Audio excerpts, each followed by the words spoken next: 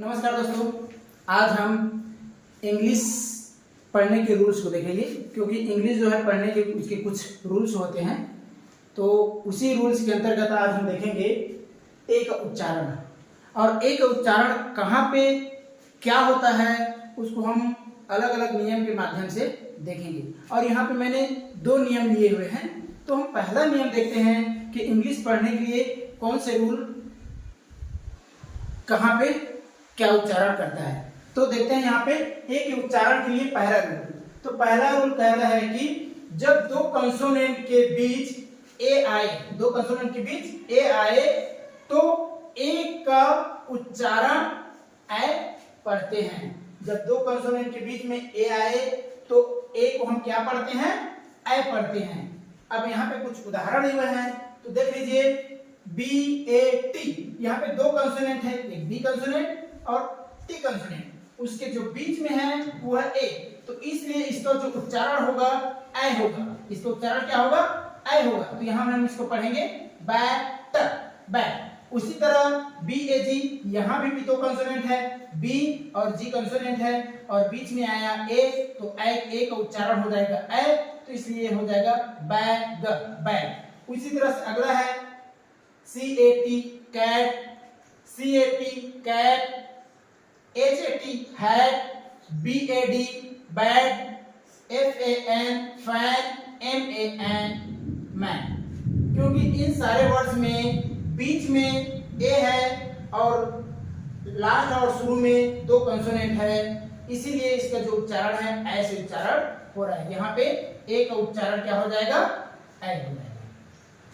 अब अगला नियम, हम दूसरा नियम देखेंगे जिसमें ए का उच्चारण क्या होता है, उसको आगे देखेंगे तो समझ आएगा। तो जब किसी वर्ड में ए आए, जब किसी वर्ड में ए आए और ए के बाद एक कंसोनेंट, ए के बाद एक कंसोनेंट को छोड़कर लास्ट में ई आए तो ए को ए पढ़ते हैं। ए पढ़ते हैं मतलब ए वाला ए, एडी के ए जिसकी मात्रा होती है ए की मात्रा।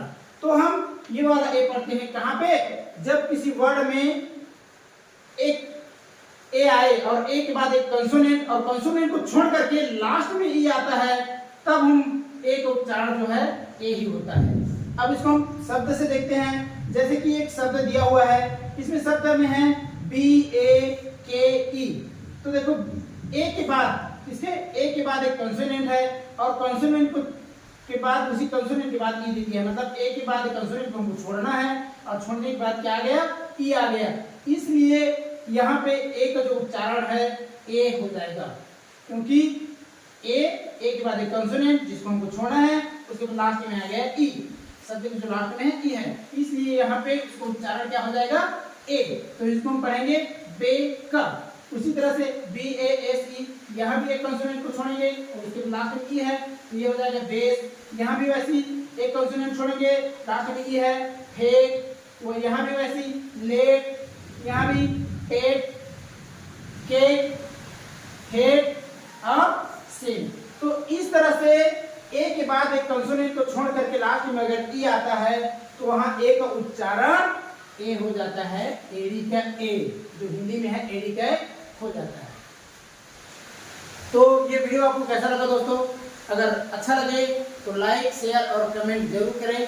और एक बात और जरूर कि मेरे पढ़ाने का तरीका कैसा है आप जरूर बताएं कमेंट करके। धन्यवाद।